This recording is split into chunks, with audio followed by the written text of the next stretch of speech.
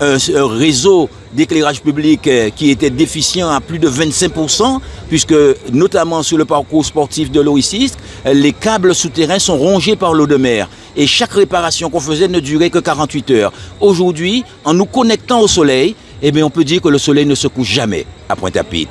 Il nous éclaire de jour et il nous éclaire la nuit, grâce à ce dispositif que nous avons installé.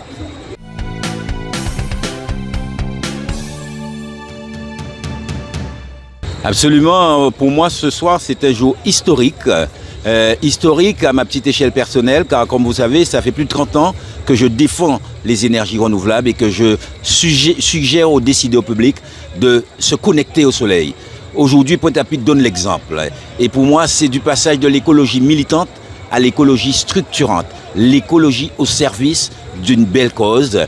Et quelle cause? Puisque grâce au solaire, Pointe-à-Pitre ne va plus payer 95 000 € de dépenses énergétiques à EDF. Grâce au solaire, Pointe-à-Pitre, la Guadeloupe, porte sa contribution à la lutte contre le réchauffement climatique. Grâce au solaire, de nuit comme de jour, le parcours sportif de l'Oricisque est éclairé. Vous pouvez aller à 21h30 faire votre jogging. Donc pour nous, c'est une très belle expérience qui commence comme ça. On va mettre 580 points lumineux dans tout Pointe-à-Pitre et ce n'est que le début. C'est un engagement, un accompagnement financier tout d'abord, puisque nous avons mobilisé le fonds vert à hauteur de 100%. C'est-à-dire que ce projet ambitieux pour la ville de Pointe-à-Pitre, d'un coût de plus de 2 400 000 € est financé à 100% par l'État via ce fonds vert. Mais c'est un projet vertueux, c'est pour ça que l'État souhaitait l'accompagner.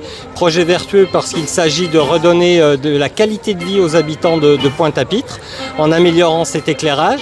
Ça renforce aussi la sécurité et on sait que les problèmes de sécurité existent à Pointe-à-Pitre. L'État va accompagner la ville aussi en développant de la vidéoprotection et pour qu'il y ait de la vidéoprotection, il faut de l'éclairage.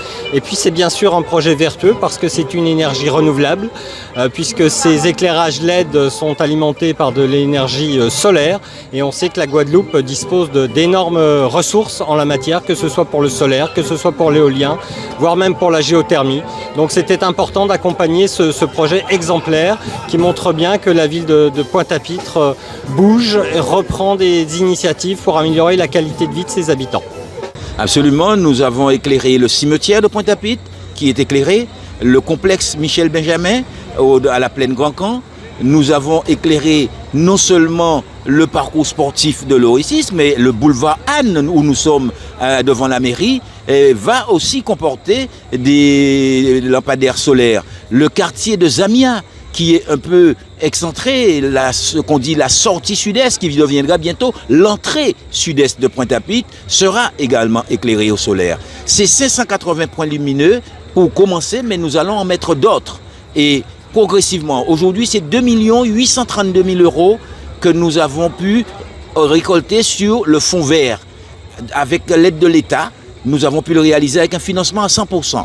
Nous espérons pouvoir en mettre 500 autres en 2025 et ainsi de suite jusqu'à, pourquoi pas, 4000 points lumineux solaires en Guadeloupe, à Pointe-à-Pitre. Ça serait merveilleux. Alors la différence fondamentale est que le candélabre solaire autonome va fonctionner avec l'énergie solaire, donc que le panneau photovoltaïque va capter. Et cette énergie sera redistribuée dans la ou dans les batteries qui vont permettre à la LED d'éclairer pendant la nuit selon le profil d'éclairage. Alors que sur le réseau classique, on sera alimenté essentiellement par l'électricité en fait, par le réseau EDF.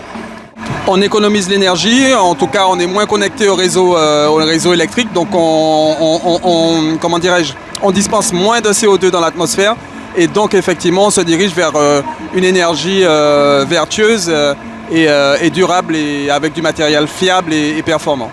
La durée de vie de lampadaire solaire est en moyenne de 15 à 20 ans, sachant que les différents composants ont des durées de vie un peu distinctes. Le panneau photovoltaïque il a une durée de vie de 20-25 ans, la batterie elle peut aller jusqu'à 10-12 ans et la LED elle peut aller aussi jusqu'à 10-12 ans. Sachant que notre matériel à fond Lighting, nous proposons une garantie de 8 ans sur les pièces et la main d'œuvre. Absolument, en Pointe-à-Pitre, ville lumière, c'est ce que nos prédécesseurs ont voulu faire, mais malheureusement ils ont échoué. Nous avons trouvé une ville dans les ténèbres lorsque nous sommes arrivés, 80 millions de déficit, aujourd'hui moins de 10 millions d'euros, et avec un réseau d'éclairage public qui était déficient à plus de 25%, puisque notamment sur le parcours sportif de l'Oïsisque, les câbles souterrains sont rongés par l'eau de mer. Et chaque réparation qu'on faisait ne durait que 48 heures. Aujourd'hui, en nous connectant au soleil, eh bien, on peut dire que le soleil ne se couche jamais à Pointe-à-Pitre. Il nous éclaire de jour et il nous éclaire la nuit, grâce à ce dispositif que nous avons installé. Alors en effet, Xaria est chargé d'installer les candélabres solaires sur la ville de Pointe-à-Pitre, sur différents sites donc de la ville. Alors en moyenne, il faut compter une équipe de 3 personnes. Et en moyenne, c'est environ 2 heures par candélabre pour l'installation.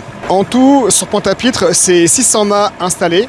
Aujourd'hui, pour Xaria, nous avons installé plus de 300 mâts et donc il en reste à peine 100 installés. La grande différence avec le solaire, c'est qu'il n'y a pas de câble qui alimente le candélabre. Donc, en effet, il y a un massif de fondation qui vient tenir l'ensemble.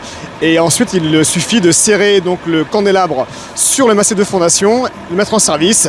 Et effectivement, c'est en service dès que l'on quitte l'installation.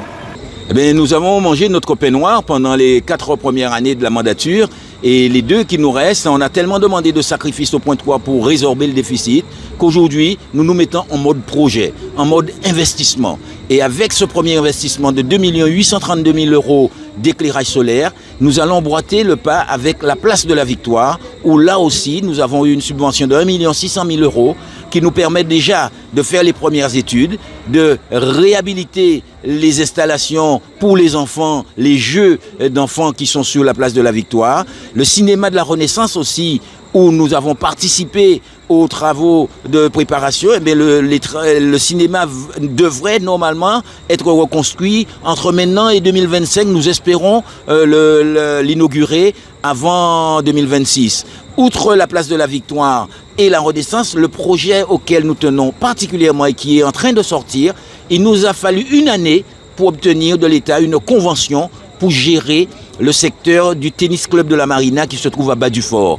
C'est la plus belle plage de Pointe-à-Pitre qui se trouve là et nous souhaitons y installer des infrastructures pour les loisirs, pour que tous les points 3 puissent trouver du plaisir en allant dans ce secteur. Donc la convention est sur le point d'être signée, ça devrait être signé avant la fin des vacances et ensuite nous allons lancer un appel à manifestation d'intérêt pour que ce soit les acteurs privés qui viennent réaliser sur ce site ce que les points 3 veulent pour pouvoir s'évader, se donner du bon temps sur cet endroit qui est, comme je vous dis, le plus beau site de Pointe-à-Pitre. Donc tous les projecteurs seront braqués sur un meilleur cadre de vie et cela se fera en parallèle avec la campagne de rénovation urbaine qui s'enclenche puisque, comme vous savez, nous avons vendu les résidences de Mortenol, de Bergevin et Louisy-Mathieu à la SIG, non pas pour faire de la spéculation financière seulement, mais aussi pour faire une opération de renouvellement urbain. Ce sont 3 cités qui vont de nouveau être reconstruites et vous avez vu à l'entrée de Pointe-à-Pitre au rond-point Miquel l'immeuble des fonctionnaires qui va être coupé en 2 pour permettre qu'il y ait une traversée pour que l'Oïsisque et l'assainissement soient désormais connectés. Donc c'est une vraie mutation et à la sortie sud-est qui deviendra l'entrée sud-est, une étude est en cours, là encore où l'État a mis un bureau d'études à notre service pour qu'on puisse développer le quartier de Zamia qui a été oublié, tout le quartier de Darboussier près du Macte, ça sera dans 5-6 ans la nouvelle entrée de Pointe-à-Pitre. Les étudiants de Fouillol également que nous voudrions voir déambuler de Fouillol à la Darse en marchant le long du littoral, ça c'est un projet phare car Pointe-à-Pitre c'est une ville universitaire. Mais on ne voit pas assez les étudiants déambuler dans la ville. Nous voulons reconnecter Fouillol à Pointe-à-Pitre. Voilà en quelques mots les projets qui sont déjà dans les tuyaux et qui devraient sortir dans les 2 ans ou 3 ans à venir.